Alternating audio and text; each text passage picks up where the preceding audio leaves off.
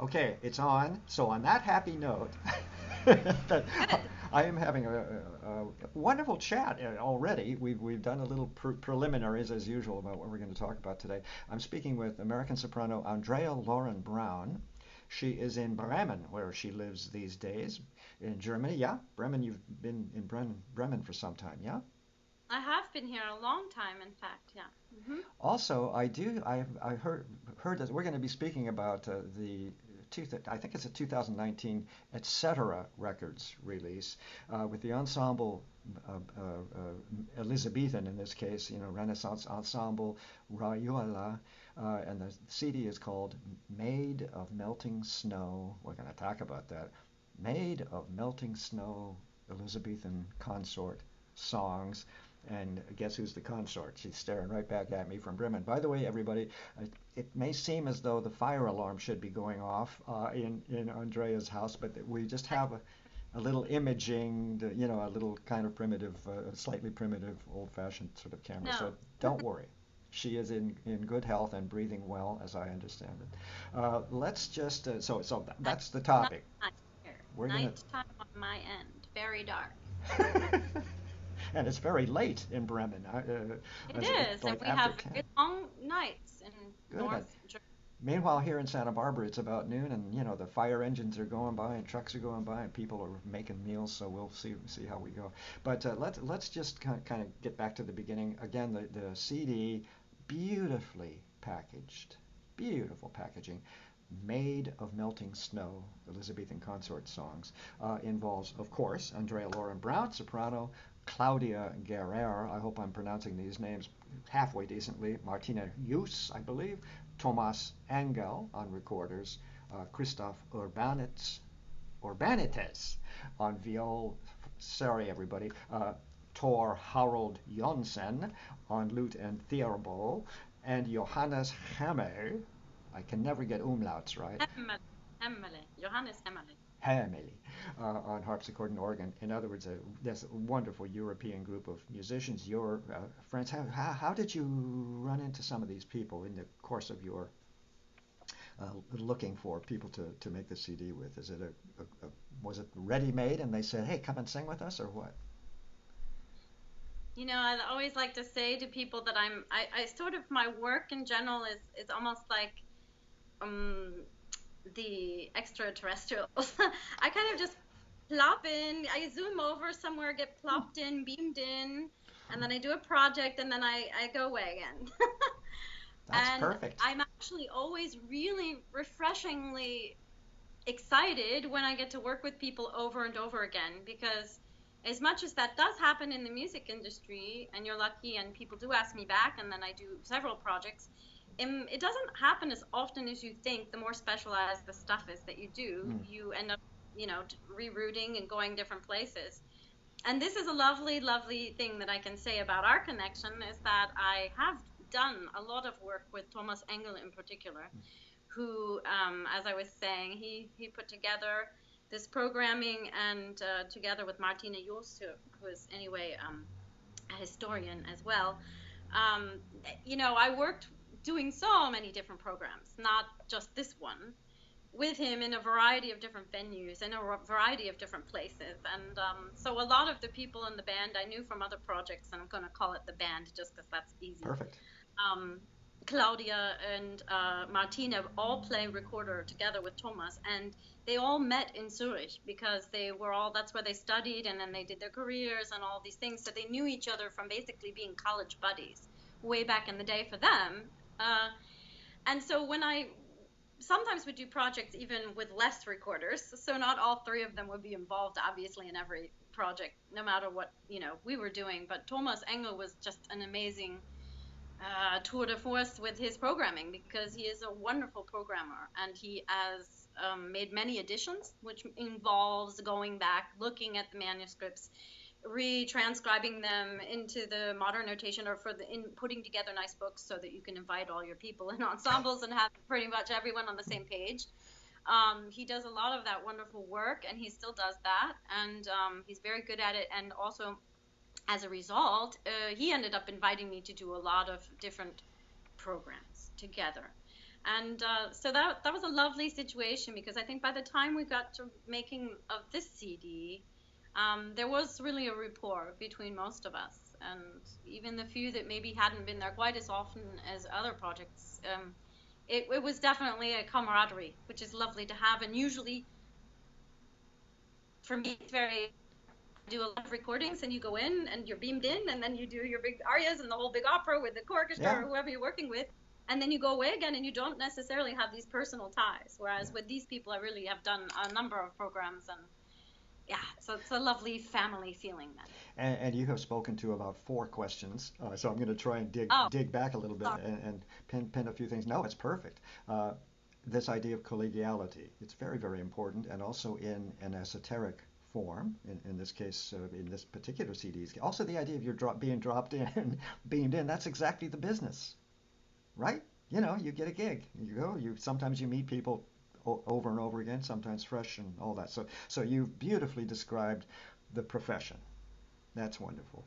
And also, you described in Thomas Engel's putting together this programming what you and I spoke about a little bit before.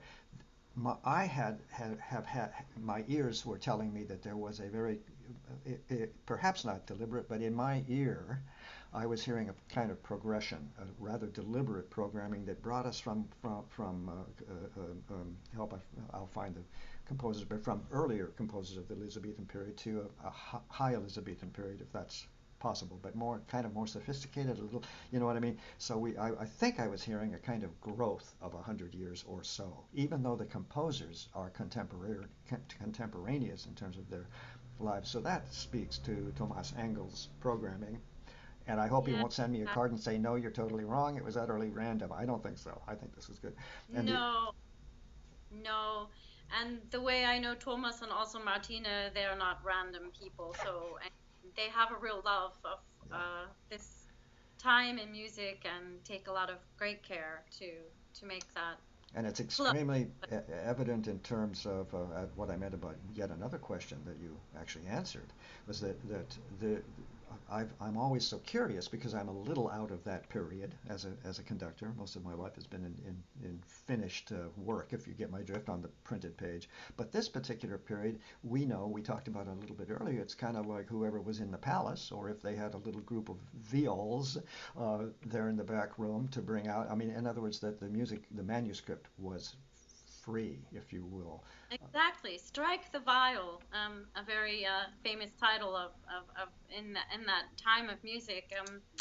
Yeah, if a lot of these consort songs, you had three viols and a singer, and a lot of that. I mean, there is some greater parts, and so you hear in some of the songs that the polyphony gets a bit thick and Yeah.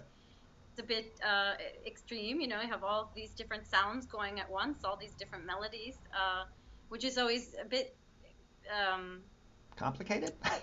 a bit complicated when you're doing the singing part. So it's very different than just the typical of the time, maybe a lute song where you only have one Yeah. person playing an instrument and then you sing on top of that. This is more like fitting yourself into a neat texture like this, and you're somewhere in there, and yet you have really the melody and the text.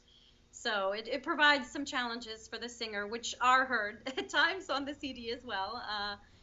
To be able to spit out all of that text through all of that texture is also a challenge. And what about, we spoke a little bit earlier, and I really would like to have you speak about it a little bit, if there is even anything involved here, about performance practice for a soprano of this wonderful, glorious Elizabethan repertoire. I mean, are there little tricks and secrets and stuff? What? Yeah, well, I think that the first thing in any kind of music is always, what is the music? What the first thing you do is just look and see what's written on the page. And a lot of times people nowadays get so abstract and in their heads and in their schooling that they kind of forget to just go back to the very basics. But when you think of it, this is the Renaissance era, and you're coming out of a time where singing was very predominant, maybe much more so in a sense than to our modern Even? Yeah. selves of, back in the day and going to church and hearing all the sounds and using your voice in daily routines, in fact, even. I think if I think about it, if I were just sitting here with you meditating creatively for a minute, thinking about Shakespeare's time in the theater, people on the streets and how the vendors would sell their produce or anything would happen, was all very much more vocal, really. And you certainly didn't have a gadget that you could just go, here I am, and hold your cell phone up and Brilliant. make some noise or call somebody. Um, By the so way, you just brought the Globe Theatre and its environs, circa 1623, to life, including barkers in the streets, that's right. carnival, all vocal, a very vocal time. Yes, and also Brilliant. because, this was also a prosperous time of Queen Elizabeth I, and it's beginning to look up. Things are looking a little up. The plague has been dealt with, At least going for on. now. Music is flourishing and the arts are flourishing, and people are gaining a little bit of safety under their seats and being more brave and bold, and the well-beloved madrigal is growing into all of these nice new things. And so we had the concert songs. Now, I think that asking about the vocal technique, one thing that my technique is that I always give when I'm giving instruction, and is really just the basis of my philosophy personally on singing, which has a little less to do with what are the do's and don'ts of singing this type of music, and more just to do with the actual apparatus of the voice. The voice is something we're born with, and we speak. And so a good singing voice is always growing out of a good speaking voice. And that's what I always tell all of my students, or anybody who even just ever asks me about singing. And so if you think about it, many normal people who perhaps never even have sung don't start to begin to think about how they speak. And so the fun thing is that I've worked sometimes with speakers as well. I work with people sometimes just because they'll have a stage fright, or how do they enter a room and talk to people. And a lot of the things that you get into is just the very basics of what you naturally do when you speak well. So if you're able to speak well, what does that mean? Well, you have a certain projection to your voice. You're able to be enunciate, and with the text, you're able to be clear so that people understand you and you can communicate. So there's all these things that go on, and when you're doing it well, usually the breath is connected just automatically. And if you are speaking also in a way that you want to be understood, I mean, obviously anybody can mumble and not be connected to their breath.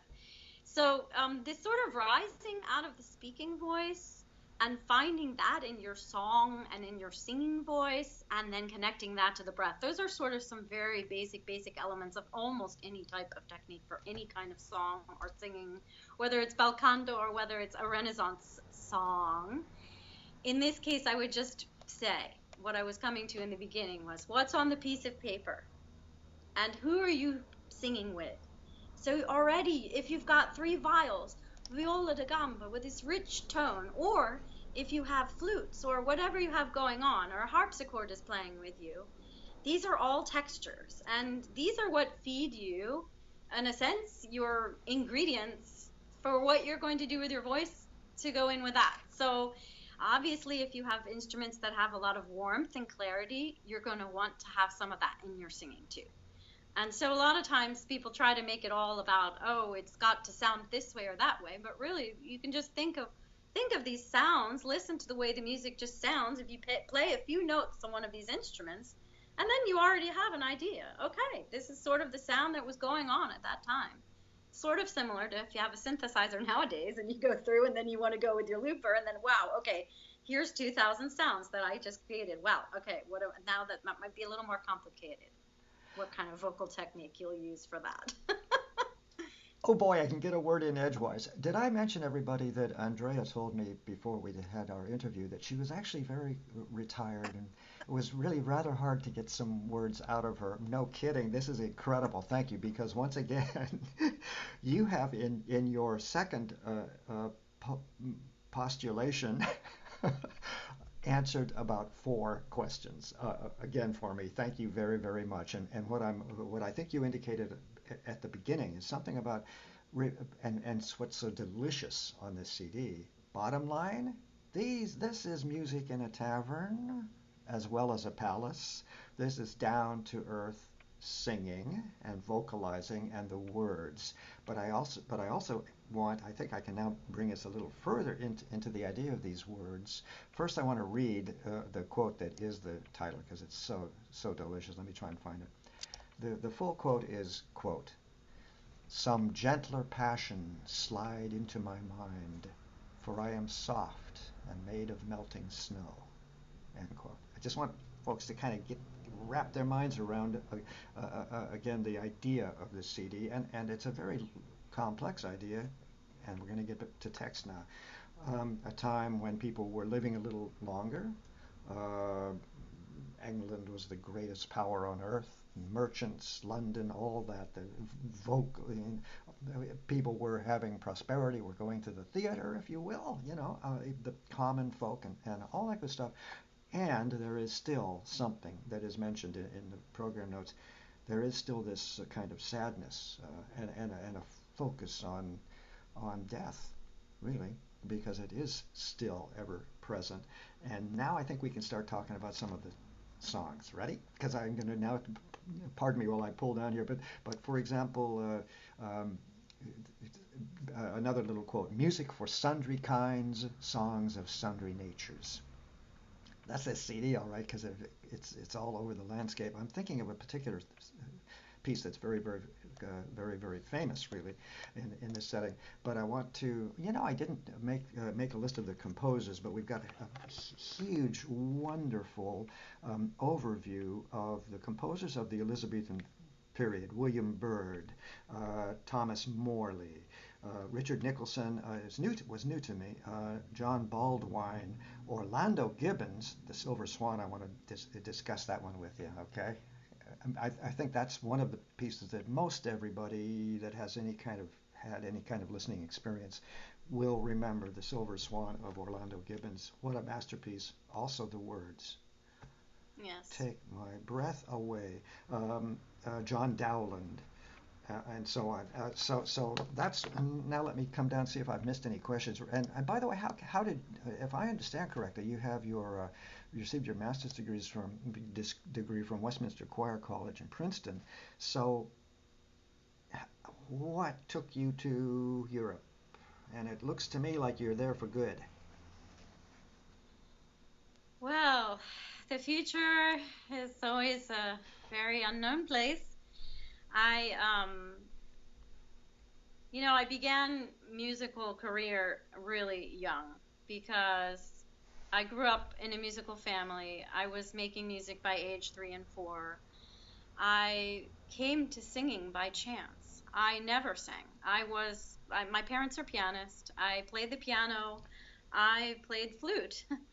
And it was a fluke in high school that there was a change in the schedule. It was wrong. I was supposed to be in band playing my flute, and it said choir. And I said to my whatever you call those, Homeroom. teacher, Yeah.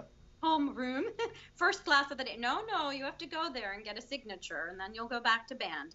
How Well, I remember. choir director. He was one of those amazing people, like one of the most amazing ones you'll ever know in your life kind of guy.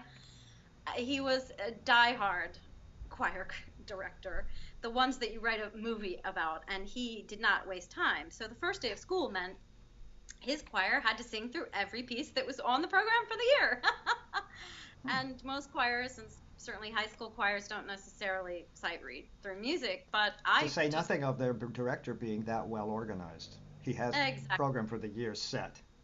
Okay. Well, I did my best on that day just to keep up in that choir so I could get my signature and get out. Miss Brown, come here right now. He made me late to the next class. He said, "You have an amazing voice." He made me sing up and down. And then he promised me, and here's where it gets close to this CD. The It's bride. a big story to tell. He promised me my own madrigal group to conduct and to sing in, 16 voice, if I did not go back and play my flute and stayed in choir.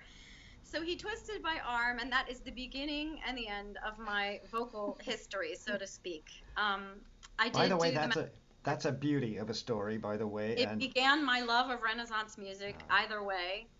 Yeah. And by the time I was really a young adult, I was singing a lot in Italy. I've had luck. I got to go over and sing in choirs and do opera projects in the summer where I was singing in the theater. I mean, it was paid work, and Fabulous. you would Oh, do really? small roles and do the opera courses.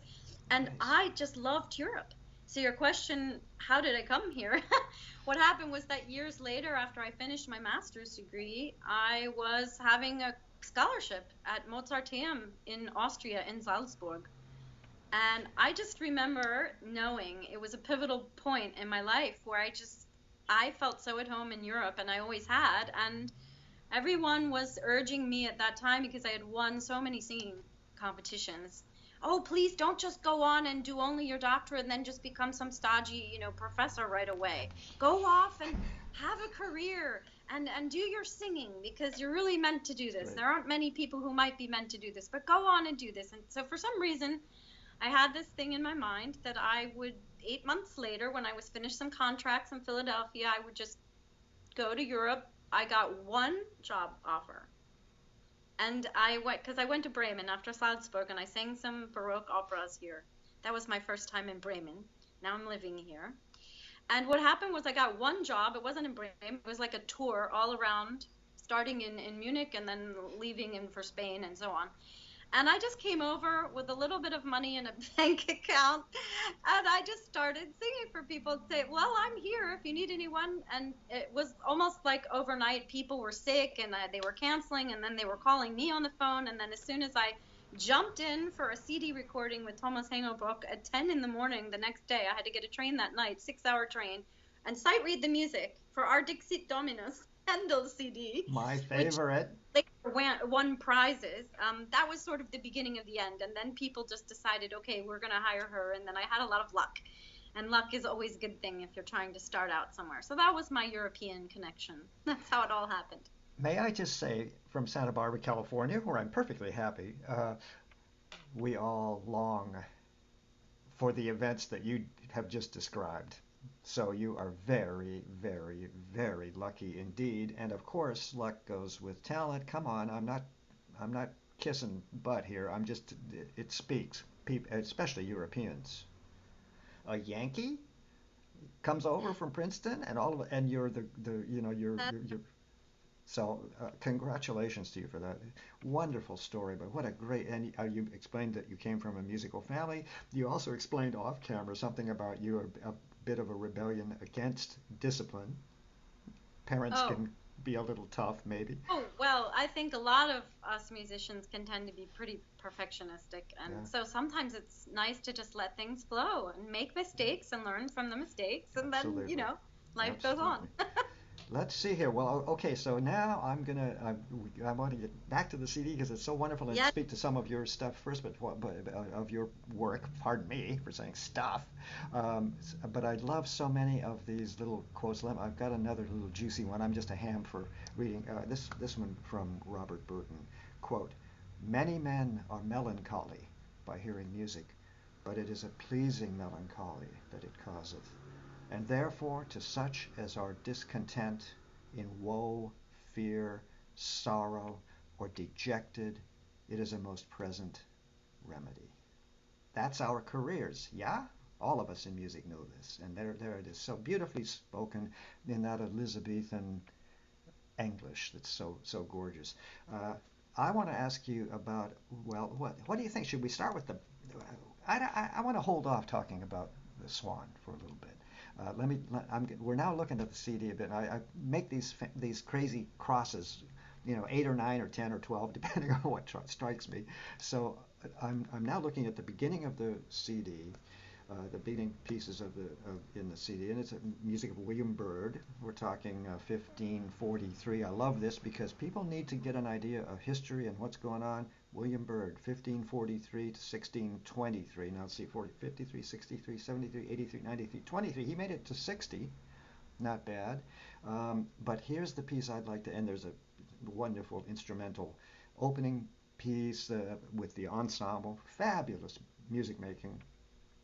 Also, the arrangements are so lovely, all the wonderful embellishment and such virtuoso playing. But I'd like to have a look at William Byrd's In Fields Abroad, where trumpets shrill do sound. Hmm. Do you remember putting that one together? And the reason I'm kind of curious is it's obviously about this thing. You go out into combat and you get stuck with a sword or something. You're probably going to die. Hmm. you know, Charming That's description. right. And I love the instrument. There are some. I have a note here that says there's some interesting moments harmonically. Now let me go ahead and see if I can find the text in case you need some help there at all. Where are we? Anyway, do you remember that one? This was recorded a few years back, wasn't it? I can't quite remember if I saw something about 2011 as the. Yes, but the nice thing is that these types of songs stay, I think, in one's head a lot longer than other types of repertoire. I'm not sure why that is, but it's partially because of this thing that you keep describing about it's not just a melancholy tone, but it's a very there's a pondering in the texts. There's something going on that's what we like to consider as almost mindful meditation nowadays. It's being present with the moment and the fact that we are at some point going to die and to treasure these little moments of text. And because of that simplicity that still is there, even though some of the texts are incredibly in depth and incredibly, uh, filled with all kinds of transliterations and what do I know, And metaphor and nonetheless, everything stick else. in your head. Yeah. They do stick in your head. So that it is a lovely thing. Do you want to move on, or I'm just trying to find some good text there. The reason I wanted to bring it up is it so describes, really ghastly things. For example, do give and Yes, take the knocks, where bodies dead do overspread the ground, and friends that's to right. foe Yeah, are it's one common of the butcher's war blocks. songs. Yeah. Hmm.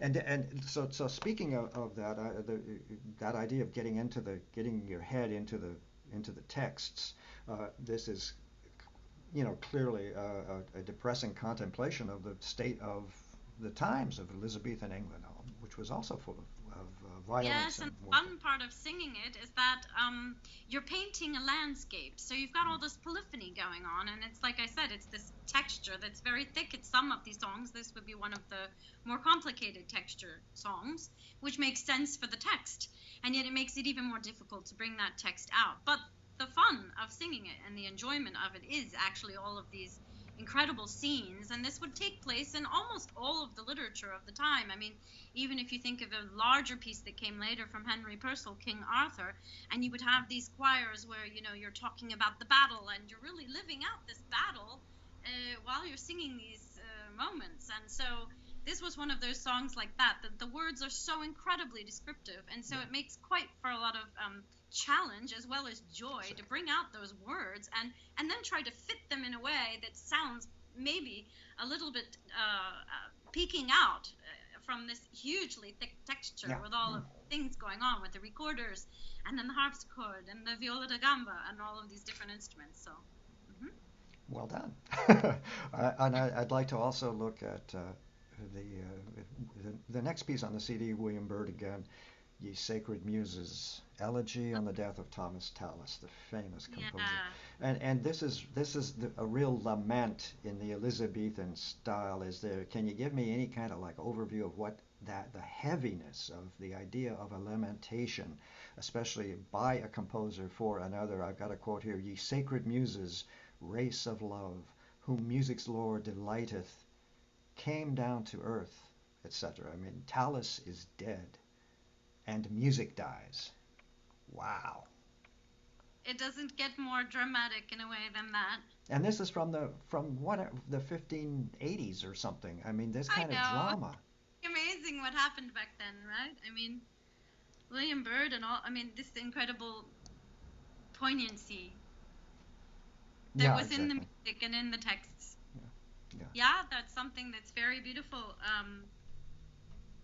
I think it's something that's a little bit rare on this CD too. I mean, there's a lot of great picks. There could have been a whole different slew of consort songs that were done. I'm about to cheer us up a bit with Yeah. May, the month of Oh, May. yeah. You and I talked a Right. little But earlier. we do have some of the lighter ones Yeah. too. Yeah. I do remember very well that May in Britain is called finally get out and see the sun.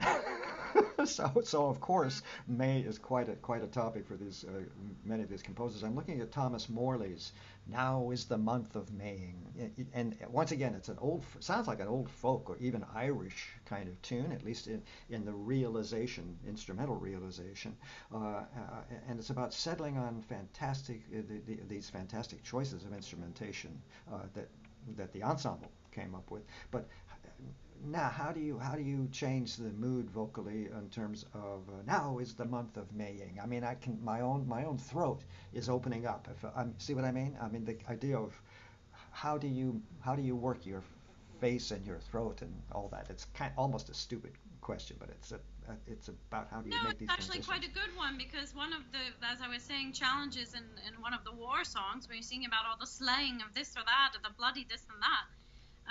Yeah, you have to be able to find a way to express these things and or make a Yeah. very poignant statement about death without it, of course, affecting your voice because you can make different colors with your Yeah. voice, and you would like to do that, and it should sound very natural, but you obviously don't want your voice to die while you're doing it. So yeah, so there's that. And then when you get to one of these happier, lighter moments, then as you noticed when you said, the merry month of May, then your voice just sort of sailed away. So a sense that emotion carries your voice a bit, that's true. I think the more you sing, the more you are used to dealing with this very vast, smorgasbord from A to Z of all the different things that you can have, all the different emotions and zones, and whether that's the rhetoric of war or death or what you're portraying.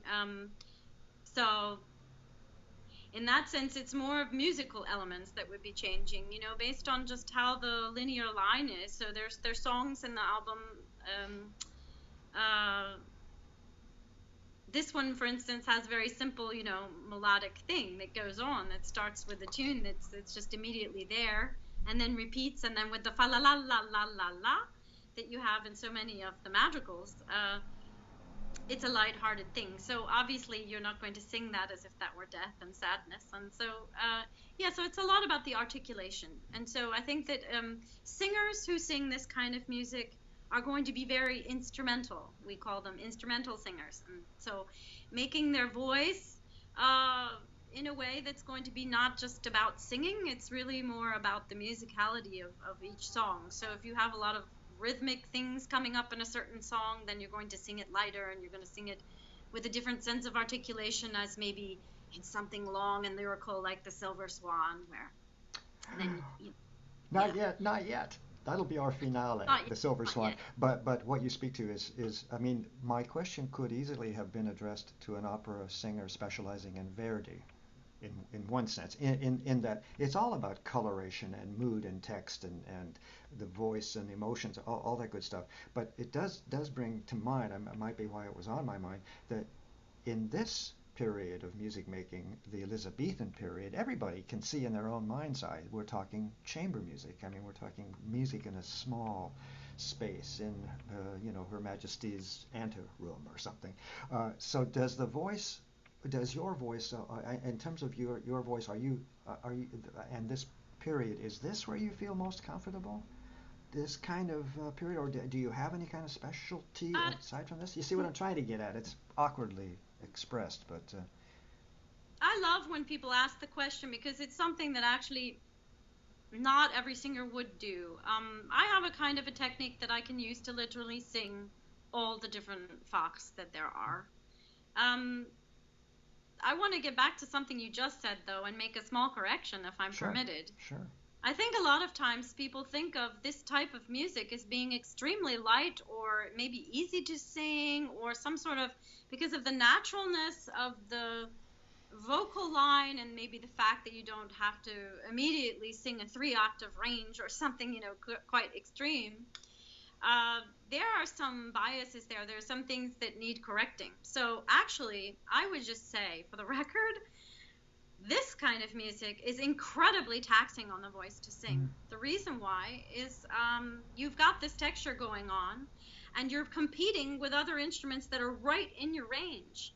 So Mm. actually, it's much, much, much more difficult than singing some beautiful Verdi lyricism above an orchestra that's going to sit there and not cover you because they're professional and they're going to play the proper dynamics and it's going to sound amazing because he wrote you stratosphering above all of these other things. So you have no trouble at all to be heard, no trouble at all. Okay, the only trouble you'll have is to really just be able to achieve the beautiful luxury of those lines and to be able to make it seem effortless, even though there may be a large range involved, a vocal range of high and low. This music, in a contrast, think of the courts, think of the churches, think of the places that you sing it. They are not a help. You think it's going to be a help. It's this live cacophony of sound that comes. You're in this cathedral or you're in this big hall and it's going boing and it's coming back and then, and you've got to get your text out so that the queen can understand you or off with your head, and you've got these instruments competing exactly in your range. So you've got bam, bam, bam over here and then you've got to sing in the same line. Sometimes you're below and they're above you and you're still supposed to bring that out perfectly. So that is a big challenge, and there is really, I think, one thing that they debate about nowadays, they used to be in this big thing about, this kind of music has to be sung by a light voice. That's all completely changed because people have done their research for what they can nowadays, and it's just really true that any of the early singing was all coming up from Italy and was all based on this natural, what I was saying to you earlier, speaking voice, a lot of chest voice, a lot of bringing it up from the bottom. And if you don't have that, you're not going to be able to blend in with the texture of these things on your own. You would need a few other singers to assist you, and then you could just all sing on one line together. So actually, you do need a bit of vocal technique to be able to do these kinds of things. Wow, and, I stand completely slapped around. That was brilliant. I loved it because I didn't mean to. Well, it's interesting. But it is one of the typical things. I had kind of that impression that this would be a quieter, if you will, in terms of expressing to the second balcony. But you just reminded me, hey, at a grand ball or reception, there's going to be all kinds of noise, but the most important thing you really helped me with is the range, that the range is similar, the instrumental range as well as the vocal range. That hadn't occurred to me. That's tricky. And a lot of times these songs are beginning down on anyway near your speaking voice in a very middle voice area, and then they're migrating up perhaps. So, you can't just whiff that out with a little as you're going to see the microphone. I mean, nowadays we get away with a lot of things, like we can do all these musical sounds and film music. I love film music and I love these sounds, but a lot of that is required on the space and then having the technology for that. And in this case, you don't have any microphone and you're going to have to be able to project pretty well. So, yeah. Well said. Now I see that we're really pushing 40 minutes here, so I'll do a little overview in just a moment, but we're not going to necessarily end here, but this is one of the great masterpieces of the time. You know what I'm talking about. Orlando Gibbons, again, the years 1583, 1625, just to give you an idea. He didn't live so very long, looks like, maybe 50. The Silver Swan, and I get to quote again. I love this to quote, "The silver swan, who living had no note, when death approached, unlocked her silent throat." Give me end quote. And then at the end of the final quote, "More geese than swans now live, more fools than wise." So here's the Silver Swan piece that speaks of this death preoccupation, this reality of the age, of the Elizabethan age, in such a gorgeous, heartbreaking way, and then also makes it kind of tongue-in-cheek, I think, remark that there are more geese around gobbling around and making noise than these kind of swans. There are more fools than there are wise. Okay, your turn. Yeah, the song says it all and the text says it all, and it's a wonderful sentiment that crosses all ages of time, and unfortunately humanity didn't get quite to the point yet where we can go, well, we've come a long way. We're past that point of, the thinking that fools are running the earth. Oh, no, I guess. There's Nothing's changed. Nothing has changed when you get right down You to it. know, these are the follies of life, and they were so well, somehow just so well painted by Mm, these texts and so well portrayed by the mm. music, and so really just brought to a beautiful point, and some sort of wisdom and gems in there, that I think make this time of music something not to be forgotten. It's not just to be skipped over and oh, there was just all some boring little lute songs or something. I mean, when you really get into them and you open any of the books and you just read through even a few pages like you've been doing of just even the text, then you go like, wow, there's something to chew on, and it's usually for every man. There's not really one person that can't relate to it. So it's usually you just have somebody flip through a book and they'll find one that they can relate to right away. Almost anybody. So, And in this period, the, in painting as well as the written word, yes, universal, and taking a lot of lots of beautiful symbolism, lots of symbolism, symbolism, and lots of also metaphor, all that. saying wisdoms and old proverbs, and putting them together into some sort of new format. Okay, I'm going to do an overview so everybody can run out all of our interview, how to buy the CD, all that good stuff is going to go up at performingartsreview.net. But let's just do a little interview. Wonderful chat with the reclusive American soprano Andrea Lauren Brown. Are you kidding? That was like a 3-hour lecture. I loved it. It was brilliant. Thank you so much for telling us so much. Uh, we're talking about the 2019 Etcetera Records release with the ensemble Rayuela. I hope I'm close. Made of Melting Snow, Elizabethan Consort Songs. And this is another one.